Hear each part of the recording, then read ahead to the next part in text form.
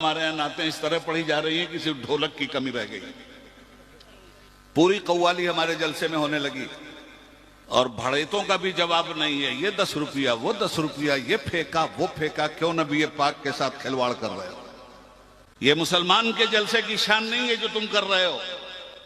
ये ज़हनी अय्याशी के सामान है।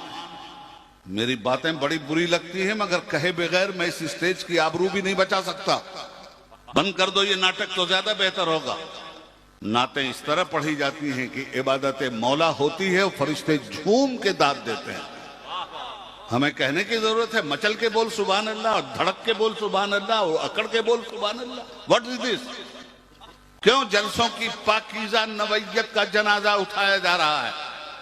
मैं इसीलिए जलसों में उस वक्त आता हूं जब मेरी तकरीर का वक्त होता है। यही इजलास रह गया है ज़हनी अय्याशी के लिए। ड्रामों से तबीयत नहीं भरी है आपकी। दीन के हुसूल के लिए हुसैन बनना पड़ता है। ना असगर देखा जाता है, ना अकबर देखा जाता है, मुस्तफा का दीन देखा जाता है और सबको निछावर किया जाता है। वो अपने बाल बच्चों को निछावर करके हुसैन बन गए और हम हुसैन के जलसे में ज़हनी अय्याशी करते हैं। यहां कुछ लेने आप आते हैं, ये रोने की जगह है, हंसने की जगह नहीं। मिजाज बदलिए।